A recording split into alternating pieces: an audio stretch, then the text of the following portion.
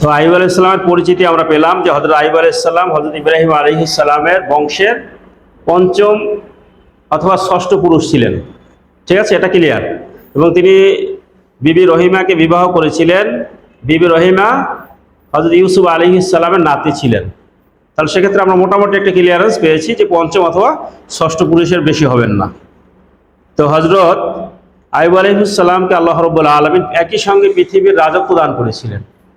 একই সঙ্গে তখনকার পৃথিবীতে সবচেয়ে বেশি সম্পদের মালিক যাদেরকে ধরা হতো, কওমে ইব্রাহিম থেকে পরবর্তী এই কওমে বেশি সবচেয়ে বড় যারা সম্পদশালী, তাদের এক নম্বরে কাজ হতো, তারা বিশাল, তাদের মেষ ছিল, অনেক প্রাণী ছিল, চতুষ্পদ প্রাণী, দুম্বা, তারপরে উট, গরু, ছাগল, ভেড়া, মেষ ইত্যাদি। তিনি বিশাল সম্পদের মালিক ছিলেন।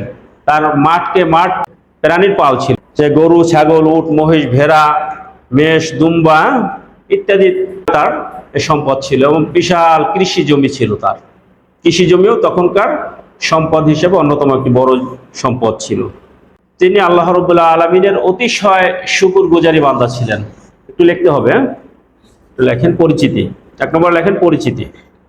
তো পরিচিতির মধ্যে আমরা পেলাম তিনি ইব্রাহিম আলাইহিস সালামের পুত্র, ইসহাক আলাইহিস সালামের সন্তান, ইয়াকুব আলাইহিস সালামের বড় ভাই ইশ বা আইশ এর অধতন পুরুষ ছিলেন।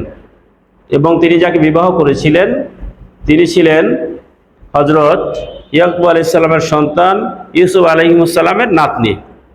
ঠিক আছে, এগুলো লেখার দরকার না, শুধু পরিচিতি লেখেন। সম্পদের দিক থেকে তিনি ছিলেন তৎকালীন পৃথিবীর অন্যতম শ্রেষ্ঠ সম্পদশালী।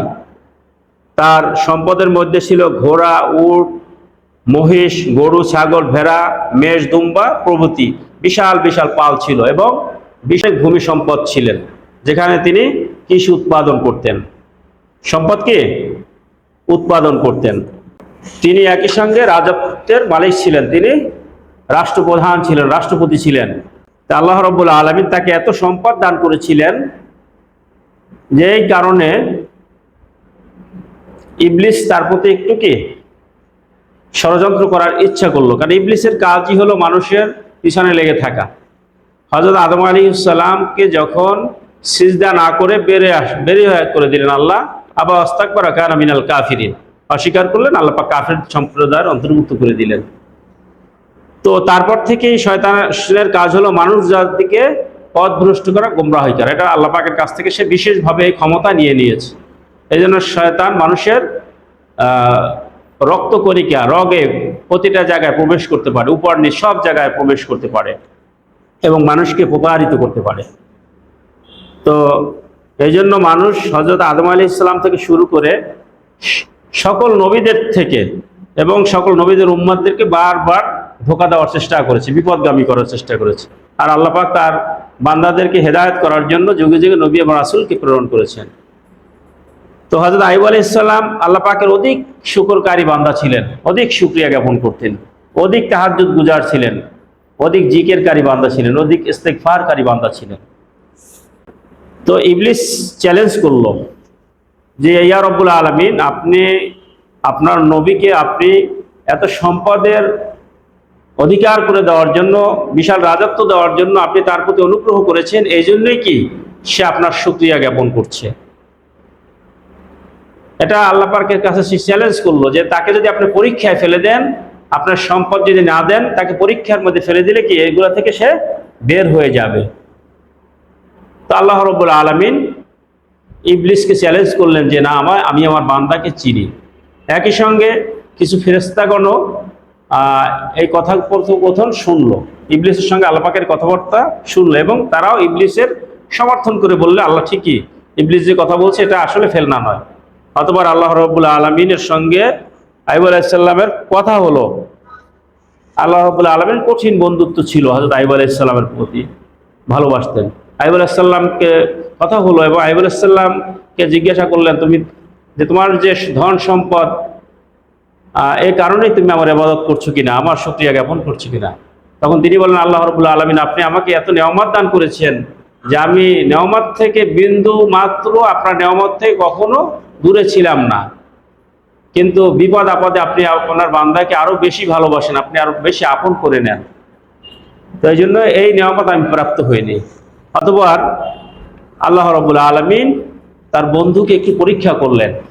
হ্যাঁ, ইবলিসের কথাবার্তা যাই হোক, সবকিছু মিলে আল্লাহ রাব্বুল আলামিন তার বন্ধুকে আরো বন্ধুত্বটাকে আরো গাঢ় করলেন, তাকে পরীক্ষা করলেন।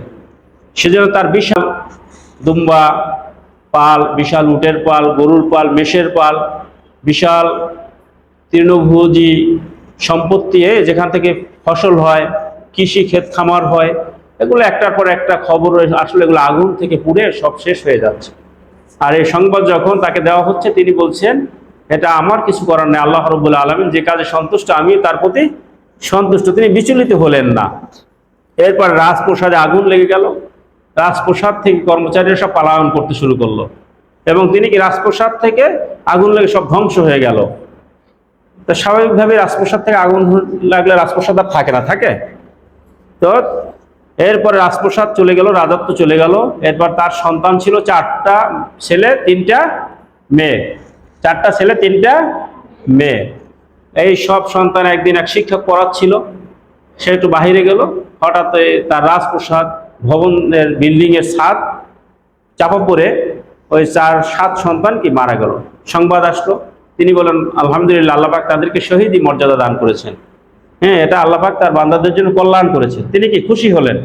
কখনো অখুশি হলেন না। তিনি তার আল্লাহ পাকের প্রতি শুকরিয়া, জিকির, আজকার, তাসবিহ, তাহলিল এগুলোকে আরো বাড়িয়ে দিলেন। অথবা তিনি তার সব সম্পদ চলে গেল, নিঃস্ব হয়ে গেলেন। এরপরে শারীরিকভাবেও আল্লাহ রাব্বুল আলামিন তাকে পরীক্ষা করলেন। তার মারাত্মক রোগ হলো, পায়ের নিচে একটা ফোসকা হয়ে ওটা কুষ্ঠ রোগ এবং পুঁজ বের হতো সমগ্র শরীরে, এটা কি পরিপূর্ণ হয়ে গেল এই রোগে। এবং এই এতটাই ছড়িয়ে পড়লো, এলাকায় দুর্গন্ধ ছড়িয়ে পড়লো, লোকজন সমাজ থেকে তাদেরকে বের করে দিল। অর্থাৎ চূড়ান্ত পরীক্ষা আল্লাহ পাক হযরত আইয়ুব আলাইহিস সালামকে ফেললেন। কিন্তু আইয়ুব আলাইহিস সালাম আল্লাহ পাকের পক্ষ থেকে কি একটু বিচলিত হলেন না, তিনি শুকরিয়া জ্ঞাপন করলেন। হলো তার স্ত্রী ছিল কয়েকজন, সবাই চলে গেল, কিন্তু আল্লাহ পাকের নবীদের আওলাদ হযরত বিবি রহিমা, তিনি কি তার কাছে থেকে গেলেন। তিনি তাকে জিজ্ঞাসা করলেন, তুমি কেন আছো? আমি তো চূড়ান্ত পরীক্ষার মধ্যে, আমি বিপদের মধ্যে আছি, তুমি কেন আছো? তিনি বললেন যে স্ত্রীর কাছে তার স্বামীর চাইতে কোনো গুরুত্বপূর্ণ কোনো বস্তুই নেই, স্বামীকে বিপদে ফেলে দেওয়ার মতো পাত্রে আমি নই। আল্লাহ রাব্বুল আলামিন বিশ্ববাসীর জন্য, বিশ্ব স্বামীদের জন্য মডেল করে দিলেন, স্ত্রীদের জন্য মডেল করে দিলেন হযরত বিবি রহিমাকে, এবং তিনি তাকে ছেড়ে গেলেন না। পরবর্তীতে বিবি রহিমা তাকে নিয়ে এক দূরবর্তী, মানুষ যেখানে নেই এমন একটি জায়গা আশ্রয় গ্রহণ করলেন, এবং তাকে সবসময় পরিষ্কার পরিচ্ছন্ন করে তিনি কি গ্রামে কাজকর্ম করে এসে তাকে খাওয়াতেন, তার আহারের ব্যবস্থা করতেন, সারাদিন পরিশ্রম করতেন, মানুষের বাড়ি কাজ করতেন। একদিন কোনো কিছু পেলেন না, আরো কিছু পরীক্ষায় তিনি উপনীত হলেন তার স্ত্রী সহ। তখন এক কাফির মহিলার কাছে তিনি কিছু খাদ্য চাইলেন, দিল না। পরে বললেন যে কোনো কাজের বিনিময়ে আমাকে কিছু খাদ্য দেন। পরে শয়তানের পরামর্শ বললো কি তার চুল কেটে নাও কিছু। তো যাই হোক, চুল কেটে নিয়ে তার খাদ্যের তিনি প্রথমে দিতে রাজি হলেন না, বললেন আমার অসুস্থ স্বামী, এটা ধরে তিনি উঠেন, দাঁড়ান, একটু বসেন, এটা আমি দিতে পারি না। যাই হোক, তারপরে তার স্বামীর এই দৈন্যদশা, না খেয়ে থাকার এই কঠিন পরিস্থিতিতেও তিনি তাকে দিতে বাধ্য হলেন। অতঃপর স্বামীর কাছে এসে ইবলিস একটা সুযোগ গ্রহণ করল, ষড়যন্ত্র চূড়ান্ত পর্যায়ে একটি, কোনো কিছু থেকে আল্লাহর বান্দাকে বিচলিত করতে পারছিল না। অথবা সুযোগ গ্রহণ করার পরে সে বলল, তুমি কার সঙ্গে ঘর করছো? তুমি তো কিছু জানো না, আমি তো সব আজকে জেনে ফেলেছি যে তোমার স্ত্রী তো দুশ্চরিত্রা। হ্যাঁ, এলাকার মানুষ তাকে অপমান করে তার চুল কেটে দিয়েছে। হ্যাঁ, তা সে বললেন যে আল্লাহ পাকের প্রতি সবর করে বললেন, আমার কিছু জানা নেই, সবকিছু আল্লাহ পাক জানেন। অথবা শয়তানের সকল চ্যালেঞ্জ ব্যর্থ হয়ে গেল। আল্লাহ রাব্বুল আলামিন তার বান্দাকে দীর্ঘদিন পরীক্ষা করেছে, জিহ্বা পর্যন্ত পোকা বের হয়েছে, শরীর থেকে পোকা বের হতো, শরীরের একদম সব কিছু পোকায় জীর্ণ শীর্ণ হয়ে গিয়েছিল। অথবা আল্লাহ রাব্বুল আলামিন তাকে ক্ষমা করে দিলেন। তার পরীক্ষায় উত্তীর্ণ বান্দাকে আল্লাহ রাব্বুল আলামিন রহম দ্বারা আবদ্ধ করে নিলেন, সকল রোগ শোক থেকে মুক্ত করে দিয়ে আবার রাজত্ব ফিরিয়ে দিলেন, পানি দিয়ে গোসল করে আবার রাজত্ব ফিরে পেলেন। তো হযরত আইয়ুব আলাইহিস সালামের এই যে জীবনী, এ থেকে আমরা যা জানি সেটা হলো আইয়ুব আলাইহিস সালামের এত পরীক্ষা, এত পরীক্ষার পরেও তিনি কি আল্লাহ পাকের কাছ থেকে একমাত্র বিন্দু মাত্র দূরে চলে যাননি, আল্লাহ পাকের কাছে ছিলেন, আল্লাহ পাকের রহমতের প্রতি ছিলেন। এ থেকে আমাদের শিক্ষা কি? এটাই হলো আমাদের আজকের, যে মা আসাবা মিন মুসিবাতিন ইল্লা বিইذনিল্লাহ, যত বিপদ আপদ আসে সবকিছুকে একমাত্র আল্লাহ রাব্বুল আলামিনের পক্ষ থেকে, আল্লাহর অনুমতি ছাড়া কোনো কিছুই আসে না। আজকে যে বিমান দুর্ঘটনায় আমাদের সন্তানরা মারা গিয়েছে, কয়েকজন গার্ডিয়ান মারা গিয়েছে, কয়েকজন শিক্ষক মারা গিয়েছে, বিমানের সেই সার্জন মারা গিয়েছে, এটা বিশাল বিপদ। যার তিনটা সন্তানই কি শহীদ হয়েছে, তাই না? যার দুইটা সন্তান ছিল, দুইটা সন্তানই শহীদ হয়েছে। 10-12 বছর 15 বছরের কষ্টের পরে একটা সন্তান হয়েছে, সে সন্তানটাও মারা গিয়েছে, তাদের বাঁচার কোনো উপকরণ নেই। কিন্তু আইয়ুব আলাইহিস সালামের এই জীবনী যদি স্টাডি করে, তাহলে কি তাদের জন্য এটা কি শিক্ষা, এদের জন্য এটা শিক্ষা। সুতরাং তাদের ধৈর্যচ্যুতি হওয়ার কোনো কারণ নেই। এই জন্য আল্লাহ রাব্বুল আলামিন অন্যত্র বলছেন, জাহারাল ফাসাদু ফিল বাররি ওয়াল বাহরি বিমা কাসাবাত আইদিন নাস, যে জলে এবং স্থলে যে বিপর্যয় তোমরা দেখতে পাও সেটা তোমাদের হাতের এবং পায়ের কামাই। যে আজকে যত বিপর্যয় রয়েছে হয়তো আমাদের কারণে হচ্ছে, অথবা আল্লাহ রাব্বুল আলামিনের পক্ষ থেকে পরীক্ষা। মা আসাবা মিন মুসিবাতিন ইল্লা বিইذনিল্লাহ। অনেক অনেক আয়াত রয়েছে, অনেক আলোচনা রয়েছে। রাসূল আরবি সাল্লাল্লাহু আলাইহি ওয়াসাল্লাম আবু দাউদ শরীফের একটি হাদিস এখানে উপস্থাপন করছি। ইজা বালা আল্লাহুল আবদাল মুসলিম বালা ইনফি জাসাদিন ক্বাল আল্লাহু উকতুব লাহু সালিহাল আমাল আল্লাযী কানা ইয়ামালুহু। অর্থাৎ রাসূল পাক সাল্লাল্লাহু আলাইহি ওয়াসাল্লাম বলছেন, যখন কোনো বান্দাকে কোনো বালা মুসিবত, রোগ শোক বিপদ কষ্টগুলো সেটা যখন আপত্তিত হয়, তাকে আবদ্ধ করে আল্লাহ রাব্বুল আলামিন বলেন, উকতুব লেখো লাহু সালিহাল আমাল, তার সেই ভালো আমলগুলো লেখো যে যা সে করত, কানা ইয়ামালু, যা সে করত যখন সে সুস্থ ছিল, সুস্থ অবস্থার আমলগুলো লেখো, যদিও সেই সময় সে কোনো আমল করতে না পারে। ফাইন শাফা, যদি তাকে শেফা দান করে, আল্লাহ পাক তাকে মুক্তি দান করেন, রোগ মুক্তি দান করেন, তাকে রহমতের পানি দ্বারা তাকে পবিত্র করে দেন, এবং আতাহারাহু, এবং তাকে গাসালাহু আতাহারা, এবং তাকে পবিত্র করেন। আইন কবাদা, আর যদি তাকে আল্লাহ রাব্বুল আলামিন উঠিয়ে নিয়ে যান, মৃত্যু দান করেন, হয়তো বালা মুসিবত হলে আমরা বেঁচে থাকি অথবা মরে যাই, দুইটার একটা, তাই না? তো যদি আমরা মরেও যাই তবেও আল্লাহ রাব্বুল আলামিন তাকে ক্ষমা করে দেন, গফার আলাহু রহমা, এবং রহমত দ্বারা তাকে আবদ্ধ করে দেন। আল্লাহ তার মৃত্যু হলে তার ক্ষমা করে দেন এবং তাকে রহমত দ্বারা আবদ্ধ করে নেন। ঠিক আছে, এটা হলো হাদিস। তাহলে আমাদের জন্য দুঃখের কোনো কারণ নেই, কারণ ইজা জা আজালুহুম লা ইস্তাখিরুনা সাআ ওয়া লা ইস্তাকদিমুন, যে যখন মৃত্যু আসবে তখন আগে পরে আসবে না, আসবে।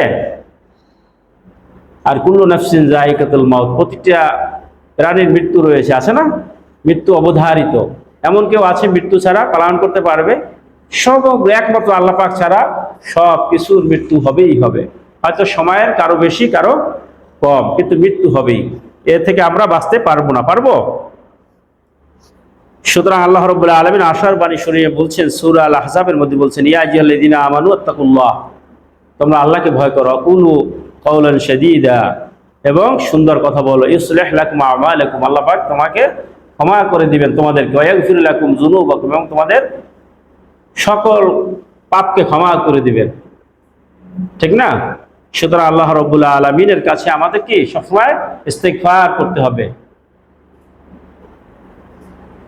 হাদিসে কারিমে আল্লাহর হাবিব বলছেন, মাল্লাযিমাল ইস্তিগফার জাআলাল্লাহু লাহু মিন কুল্লি দাইকিন মুখরাজা, যে ইস্তিগফারকে তাদের নিজেদের জন্য লাজিম করে নেয়, আত্মবশ্যক করে নেয়, আল্লাহ রাব্বুল আলামিন তার যাবতীয় গুনাহ খাতা মাফ করে দেন।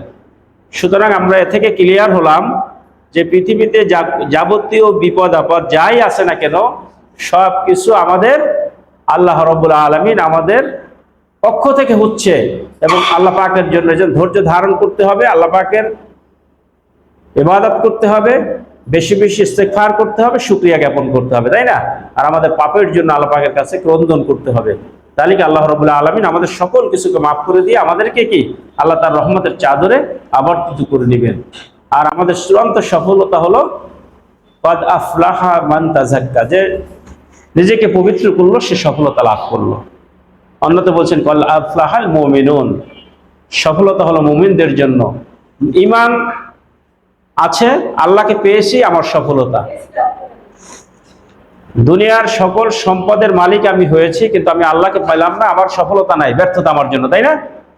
আর আমি দুনিয়ার কোনো কিছুই পেলাম না, কিন্তু আল্লাহকে পেলাম, তাহলে কি আমার সফলতা। ক্লিয়ার? সুতরাং আমাদের ভয় পাওয়ার কোনো কারণ নেই, আমাদের চিন্তার কোনো কারণ নেই। আল্লাহ রাব্বুল আলামিন এরকে যদি আমরা পেতে পারি, তাহলে আমাদের সফলতা। হযরত আইয়ুব আলাইহিস সালামের জীবনী আজকের আমাদের জন্য খুবই গুরুত্বপূর্ণ, আমাদের নিজেদের সংশোধন এবং আমাদের নিজেদের জীবনের জন্য। সুতরাং আইয়ুব আলাইহিস সালামের জীবনী থেকে আমরা কি কি শিক্ষা পেলাম? এক নম্বরে আল্লাহ রাব্বুল আলামিন আমাদেরকে সতর্ক করেন, বিপদ আপদ দিয়ে সতর্ক করেন।